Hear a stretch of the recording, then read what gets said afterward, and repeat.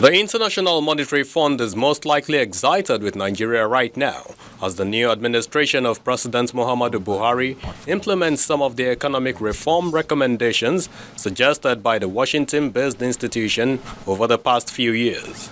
The government has commenced the phased winding down of the multi-billion dollars annual petrol subsidy regime by starting a price modulation system effective January 1st, 2016. The 2016 fiscal budget also focuses on increasing housing construction and agricultural activities, as well as a broad diversification of the economy. Economist and Chief Executive at Financial Derivatives, Mr. Bismarck Rewane, believes both the IMF and President Muhammadu Buhari's administration are on the same page. It's important because it's an endorsement of the fact that the IMF is willing to help, the IMF is making itself available, more from technical, institutional capacity building, skill development, and helping to enhance and enforce and endorse other lenders that will come. Because Nigeria needs the money at this time more than anybody else. The IMF is not likely to put money.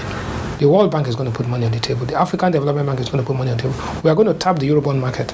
So it's quite clear that we're going to be looking for 900 billion naira of international money. And we need the endorsement of Washington, we need the endorsement of the Paris Club, and we also need the endorsement of the London Club. It is common knowledge that the IMF and its policy recommendations are viewed with suspicion by the Nigerian business community. And in particular, since the episodes of the early 1980s austerity measures and the rejected IMF loan for structural adjustment program of the early 1990s. Decades after, those suspicions are re-echoed by Mr. Muda Yusuf, the Director General of the Lagos Chamber of Commerce and Industry. The challenge with the IMF is that most times they have a major perception issue, especially among the civil society. When countries have challenges, economic challenges, the citizens are always very wary about IMF prescriptions, because some of these prescriptions are seen to be very harsh, bring a lot of pain and all of that to the citizens. That is the major challenge with the IMF. So once the citizens hear that IMF is getting involved in their policy-making process, there's a way they perceive their involvement. And I think IMF also need to work on the perception of the citizens. For the IMF chief touching down in Nigeria for the second time in less than 5 years, the relationship between Abuja and Washington may actually be getting warmer, at least at the official front. Mr. Abubakar Lawal, a stock trader and chief executive of GTI Capital, says there's room for cautious optimism. It's a very good thing that she's here because it's going to foster a lot of confidence and understanding of what the administration stands for.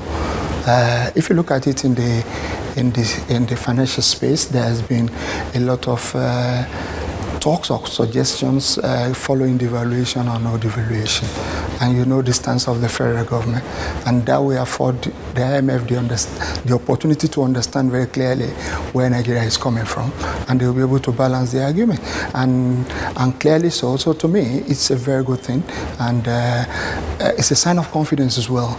And I'm sure at the end of our visit, a lot of understanding will have been reached, given the kind of engagement that is going to be taking place.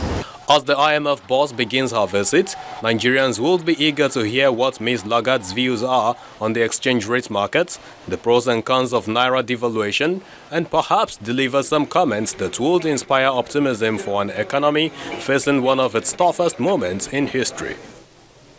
Temple Ashaju, Channels Television News.